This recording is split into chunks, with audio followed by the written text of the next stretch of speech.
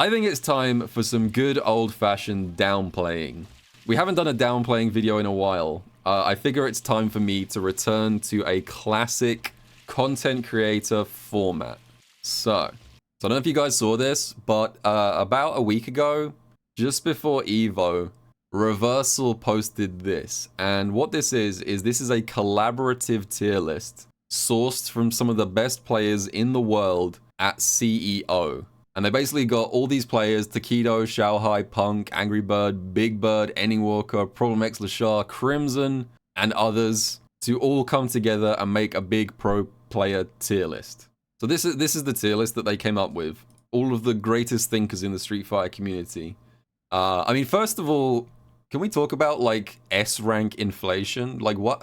Have you guys noticed how, like, so many tier lists now have, like, half the cast in S? Is that, like, a weird way of saying the game is balanced, I guess?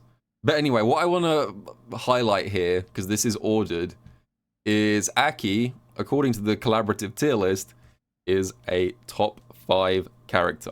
Better than Mai, apparently. Better than Bison. Better than Rashid. Cammy, Ken. So true, question mark? Well, let's investigate this. Now, the reason that I bring this up as a shameless AKI down player is I want to contrast this list with some statistics about this character in the current competitive season. So as we know, Cat Cammy always does great work with the stats collecting, and this is the current state of the World Warrior events. The CPT season, if you guys didn't know, is already well underway. There have already been 45 World Warrior tournaments held around the world. And let's find Aki. Where is she? She's around here somewhere, right? Oh. No? Where is she? Oh. Oh no. Aki is currently the second lowest performing character. It's just Lily looking sad down here right at the bottom. Now that's just the online side of things. So let's also take a look at how the offline events have been going. So we are now over halfway through the offline CPT season. So we've done 5 out of the 8 events for the year. Let's have a look at how that's been going. So the first event of the year was Evo Japan. And at Evo Japan, we saw no Akis in top 8. Okay. Up next, it was Combo Breaker, which had no Akis in top 8. Following that, we had CEO, which had no Akis in top 8. Do you guys see where I'm going with this? After that, it was Blink Respawn, which had, you guessed it, no Akis in top 8. And then came the big one, Evo. We just had Evo this past weekend, and actually, this one broke the trend. You probably thought I was about to say there was no Akis in top 8, right? Well, actually, there was no Akis in top 32 at Evo. Now, with all that being said, you're probably expecting me to go, and this data all proves that Aki is a Z-tier, unplayable character, Capcom please buff, or something similar to that. But the truth is, this whole video has been a ruse. And what I actually want to talk about today is the ways that players and influencers can trick you using statistics. You see, this is not actually an Aki downplay video. If anything, this is going to be an Aki upplay video because I think it's really important that people think for themselves. And I don't want to teach you guys to uncritically repeat the things that you see me say, even if you think I'm making a good point. So, I want to talk about a few things that I didn't just mention there, because everything I just said about Aki's competitive results this season is technically true. But I also left out a lot of context, which changes things.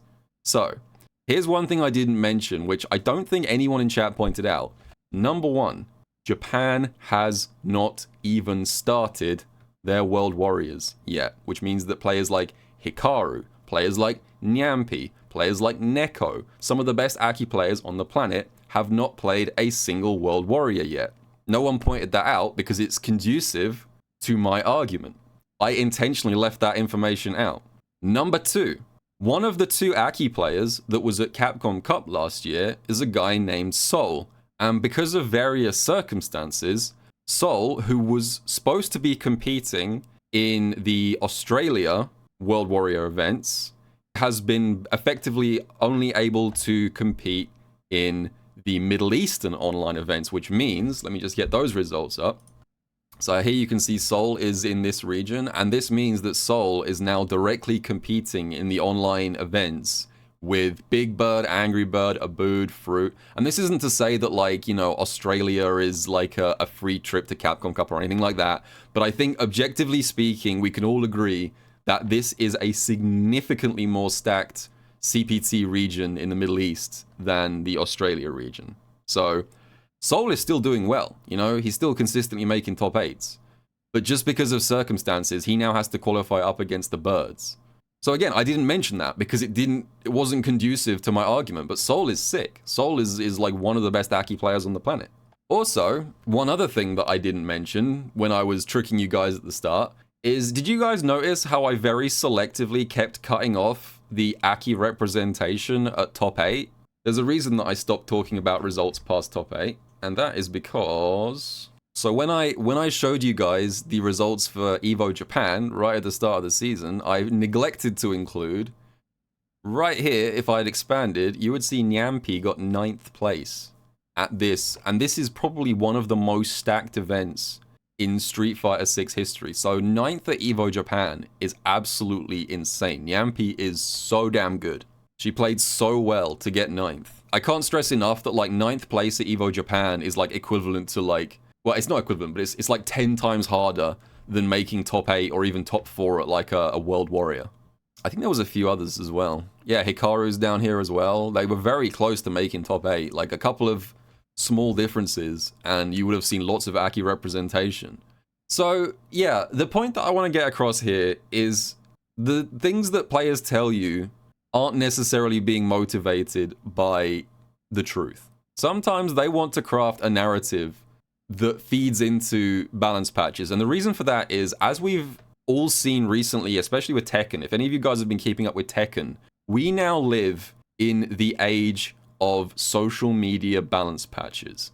The prevailing opinions flying around Twitter genuinely do seem to influence balance patches nowadays. It's not so bad in Street Fighter, but certainly Tekken has been dealing with this a lot recently. There's been this whole thing with, like, Arslan Ash and Knee and Brian confirmed top 3. Yeah, I don't see any Brians in this tournament. Guys, if Brian is so good, why is there not a single Brian in this top 8 I'm seeing right now?